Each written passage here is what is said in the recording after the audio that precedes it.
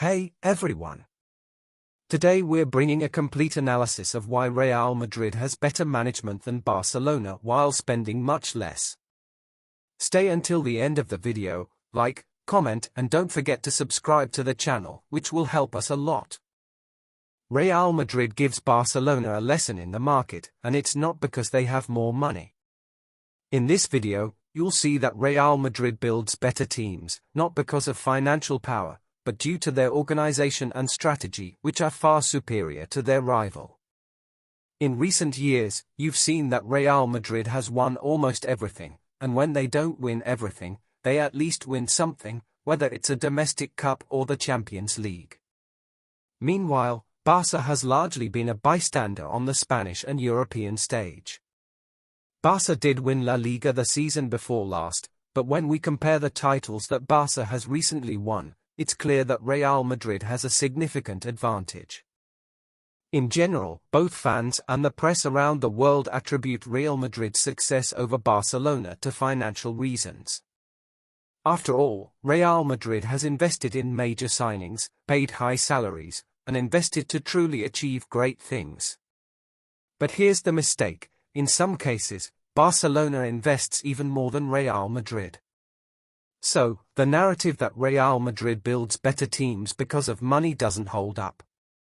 The key issue is that Barcelona and Real Madrid have adopted different strategies for their signings. Real Madrid already has a more established system, a coach who has been in charge for a longer time, and they operate in the transfer market in a more strategic and organized way, taking advantage of opportunities as they arise. Meanwhile, Barcelona, wanting to have a competitive team to stand up to their rival, sometimes spends amounts far above market value. You'll understand this now through some comparisons of signings that both teams have made for the same positions. Let's start with the defense. Not too long ago, Barcelona signed the French defender Jules Koundé, who is a good defender, young, and can also play as a right-back.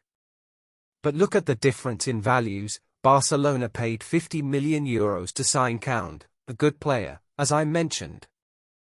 On the other hand, Real Madrid managed to sign two top-level players in Europe at zero cost. Neither of them had any transfer fee: the German defender Antonio Rüdiger, who was a free agent after his contract with Chelsea ended, and David Alaba, who was a free agent after his contract with Bayern Munich ended. Real Madrid went ahead and signed both of them. So, understand, I'm not saying that Koundé is a bad player, but Barcelona bet on a younger player, while Real Madrid invested in two more experienced and seasoned players.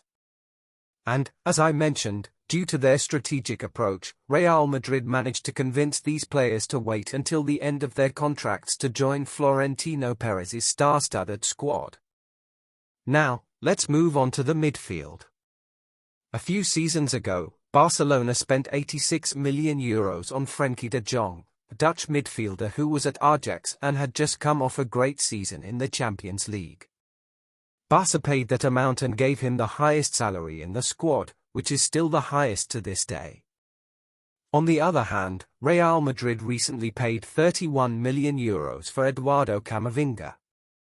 When it comes to technical quality, De Jong might be slightly superior to Camavinga, mainly because he's a more mature player, but Camavinga joined Real Madrid, plays in multiple roles, and is helping the team stack up trophies.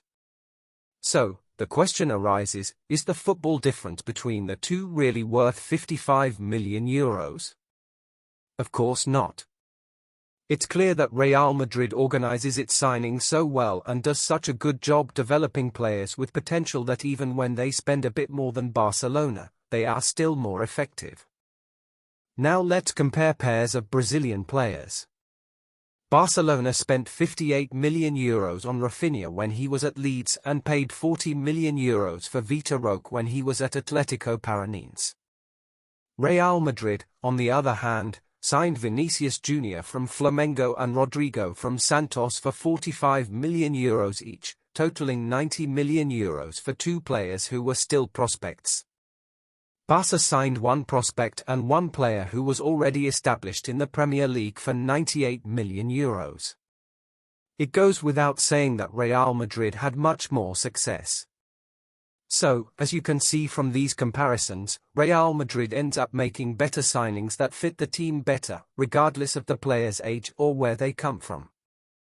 To top it all off, Florentino Perez's masterstroke this season was signing Kylian Mbappé without paying any transfer fee.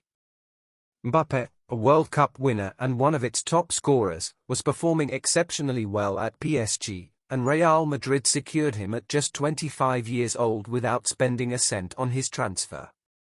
This highlights the difference in how Real Madrid can attract top players to a highly successful project, something Barcelona hasn't managed lately.